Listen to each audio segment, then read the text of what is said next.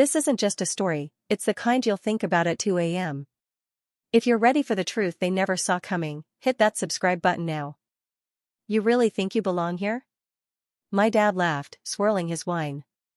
My sister leaned in and whispered, just loud enough for the table to hear. She smells like pig manure. I said nothing. I simply folded my napkin, placed it on my lap, and smiled. They had no idea, no clue. 5 years ago, I left the city in disgrace. The weird farm girl who dropped out of college to raise pigs. My name was erased from family holidays, scrubbed from Christmas cards. But tonight they'd waited over a month for this reservation. They had no idea the rustic fine dining experience they were bragging about on Instagram was mine. Then the restaurant manager approached, his voice calm but clear. Welcome back, Miss Laura. Your usual table is ready. Dad choked on his wine. That was the exact moment everything changed. And I'd waited 5 years for it. I wasn't always the girl who made my father choke on his wine. Once I was just Laura Clark, the middle daughter, the odd one out, the one who smelled like the wrong kind of ambition. Growing up in suburban Connecticut meant pressed uniforms, tennis camp, and dinner conversations about SAT scores and Ivy League pipelines. My older sister, Emma, was everything my parents hoped for. Straight-A student, Yale-bound, fluent in French by sophomore year. My younger brother was still being groomed for finance. And me, I liked pigs. Not as a joke, not in a kids love animals kind of way. I was obsessed. By 12, I knew more about rotational grazing and ethical breeding than most adults. While my siblings joined debate clubs, I volunteered at a small local farm. I spent my weekends mucking stalls, bottle-feeding runt piglets, and learning to tell the difference between acorns and barley in feed blends. My mother once said I smelled uncivilized. At 14, I announced I wanted to raise heritage breed pigs and build a business from it, something clean, sustainable, honest. My dad didn't even look up from his Wall Street Journal. He just said, "That's not a real future. That's dirt in disguise." Emma laughed. "What are you going to call it?" "Pig Princess Inc." I went quiet, but inside I was already planning. I went to college like they asked. A semester and a half later, I dropped out. The day I told them, my father slammed his fist on the dining table. "You're throwing away a legacy for manure." And my mother, always the colder one, stood up mid-sentence and left the room. From that moment on, I was erased. No more invitations, no birthday calls, not even a text when my grandmother passed. But I wasn't surprised. In the Clark family, love had always been conditional, and I had broken the conditions. I took what little savings I had and leased 5 acres in rural Vermont. It wasn't glamorous. I lived in a trailer. My boots were second-hand. The pigs were my only family. But for the first time in my life, I felt like I was doing something real. And even though I worked 16-hour days in freezing mud, even though I cried some nights because the silence felt bottomless, even though I sold bacon at farmers' markets for pennies, I never once wished I'd stayed.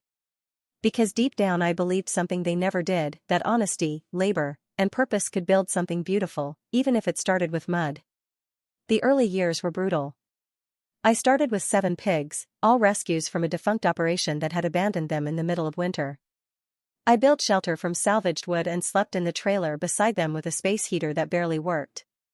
Every dollar I made went to feed and vet bills.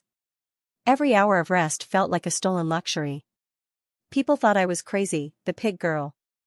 They called me at the general store, half joking, half pitying. Even the local farmers rolled their eyes when I talked about raising pigs without hormones, without confinement crates, letting them roam in pastures and root freely. Sounds cute until they tear up an acre overnight.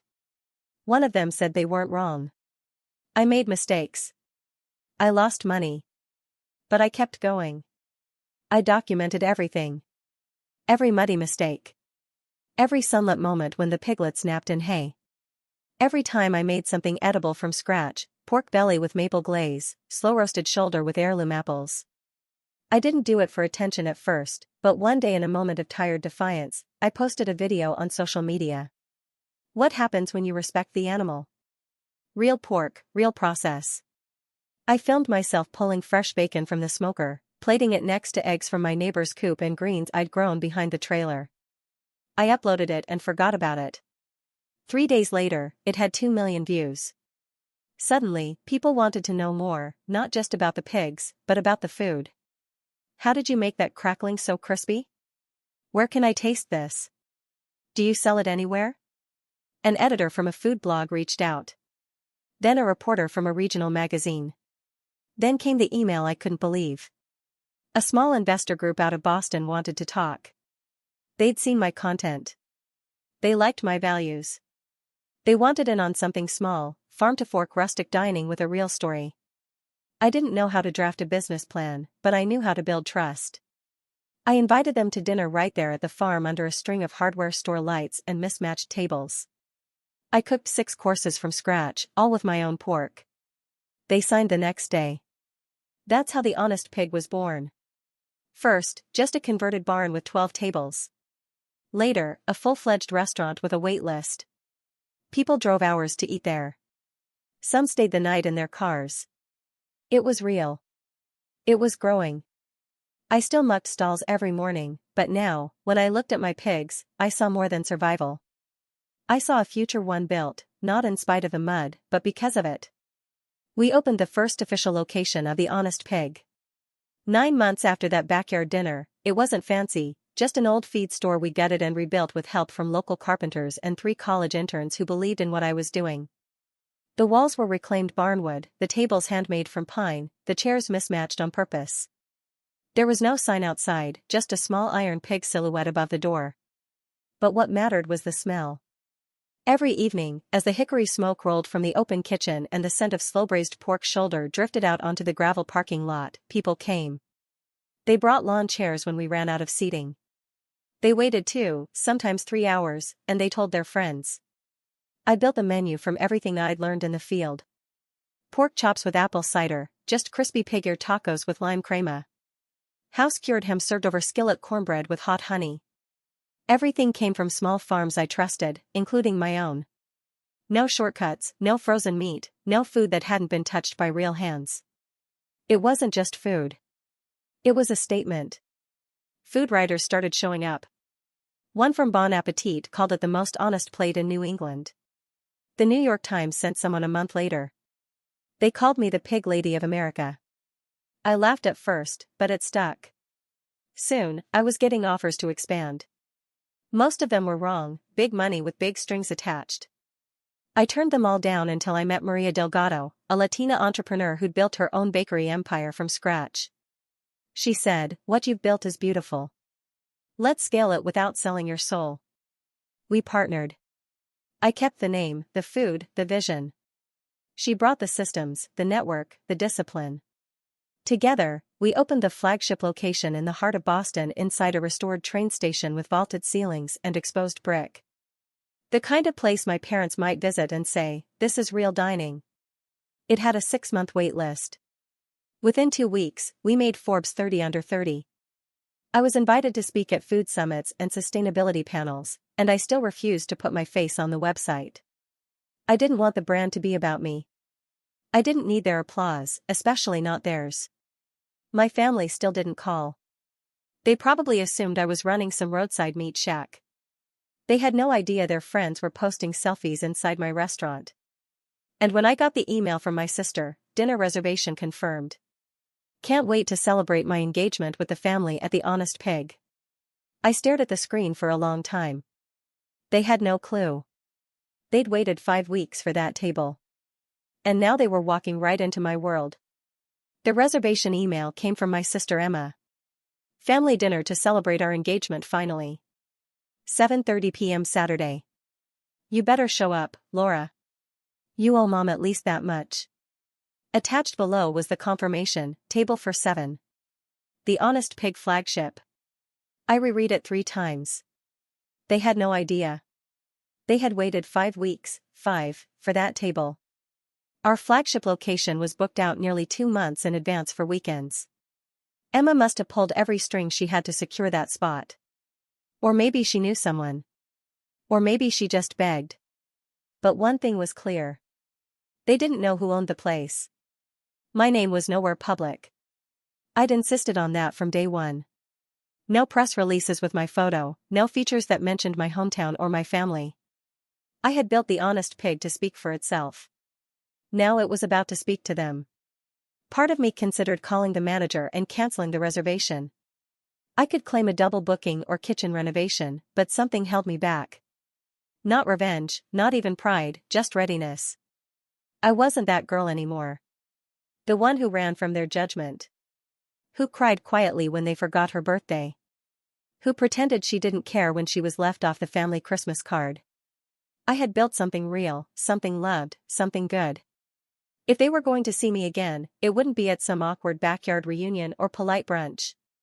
It would be here in my house on my terms, surrounded by everything they told me would never amount to anything. I replied to Emma's email 2 hours later.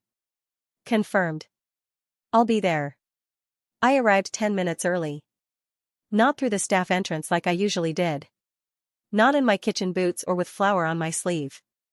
I wore a clean denim dress, leather boots still dusty from the farm, and a faded corduroy jacket my pigs had once chewed a corner of. I didn't bother covering the scent of hay and smoke that clung to me.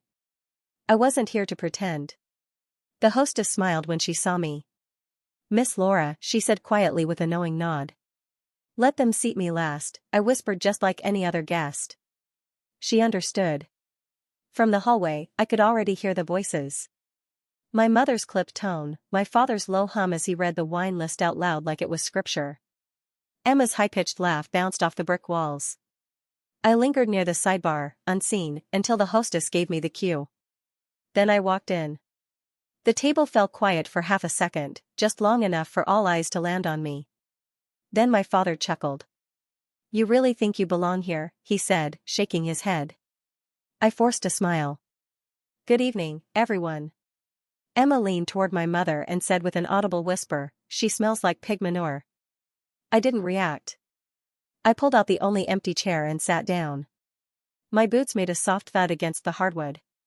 My hands were clean, but not manicured. My hair was brushed, but still held a slight frizz from the barn air. I looked exactly like myself. "You could have dressed up a little," my mother murmured behind her champagne flute. "This is my version of formal," I said, pouring myself water.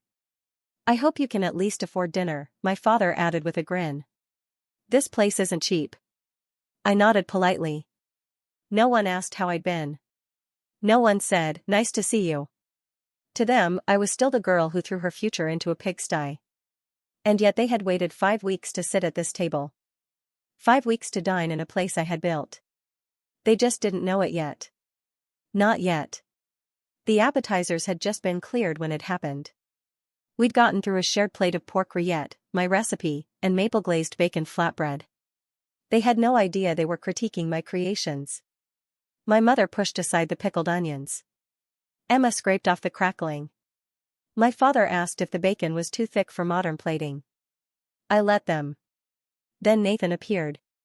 He was our general manager, polished, calm, and sharp as a carving knife. He approached our table with his signature grace, holding a leather folder in one hand. "Excuse me," he said, voice warm but composed. "Is there a Miss Laura Clark at this table?" My father frowned. "Why?" he asked, immediately defensive. "Is there a problem?" Nathan turned to me, ignoring the question. Then he smiled. "Welcome back, Miss Laura. Your usual table is ready in the side dining room. Would you like me to bring over the investor's wine list now or after your walkthrough?" Silence. Emma blinked first. My mother's hand froze midair. My father choked on his wine, literally.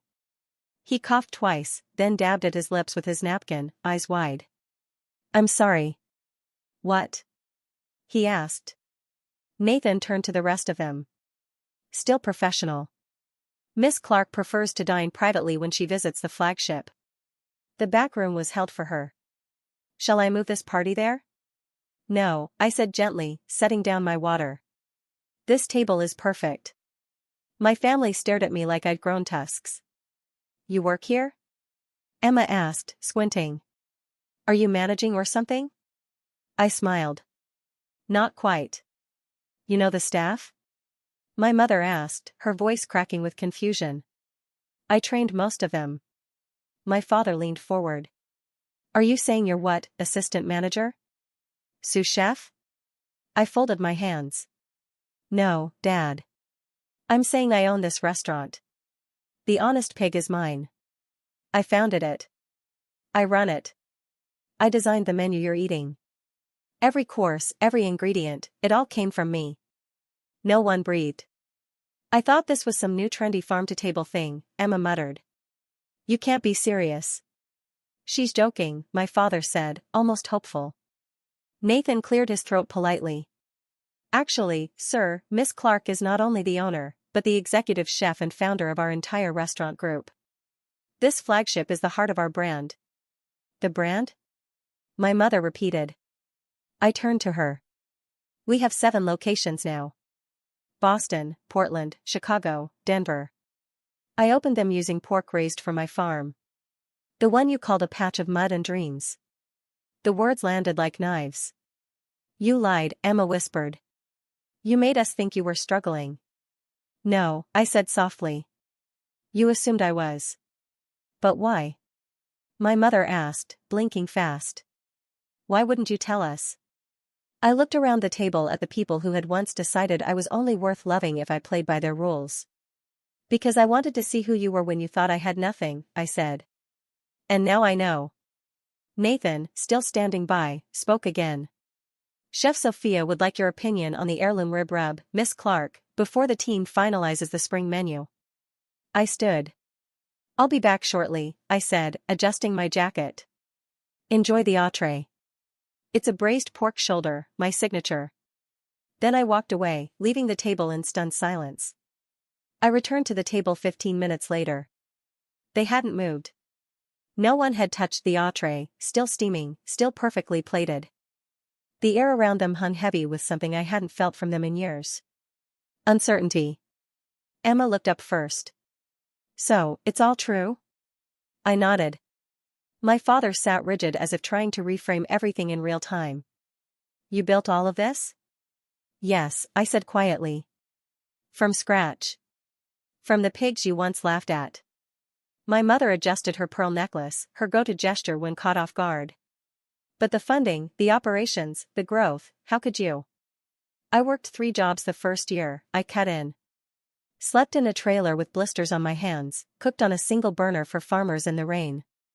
I saved, I borrowed, I pitched, and I made every dollar count. Emma leaned back. You could have called. You didn't have to cut us off. I raised an eyebrow. You cut me off the day I said I wanted to raise pigs. You called it shameful. You told people I was going through something. You said I'd come crawling back. We were worried, my mother said, but it sounded more like a defense than an apology. You were embarrassed, I corrected. You thought I'd chosen something unworthy, but you were wrong. I didn't choose pig farming instead of success. I chose it instead of your version of success. No one spoke. Funny, I added. How you all waited 5 weeks to eat at a place you didn't even know I owned. The same place you now say smells like manure. Emma flushed. I didn't mean. You did, I said gently. And it's fine because it reminded me who I used to be to you and who I'll never be again. My father cleared his throat, trying to retake control. What matters now is this achievement. Laura, you've done something remarkable, and I think we all want to acknowledge that. I don't need acknowledgement, I replied. I need respect.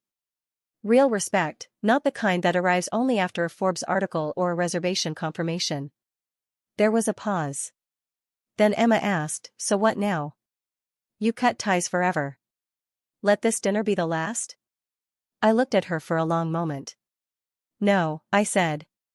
But from now on, everything changes. If we're going to have a relationship, it will be on my terms. That means no jokes about pig manure, no sideways glances at my boots. No more wondering how I can afford things. I think we can manage that, my father said stiffly. I'm not finished, I added. They all stilled again. I don't want any networking favors, no investment offers, no guest invites to events so you can show off your daughter's restaurant. I'm not a family trophy now that I'm successful. I'm still the same girl who loved the smell of soil and hay more than silk and champagne. My mother's lip trembled, but she said nothing. And one more thing, I said.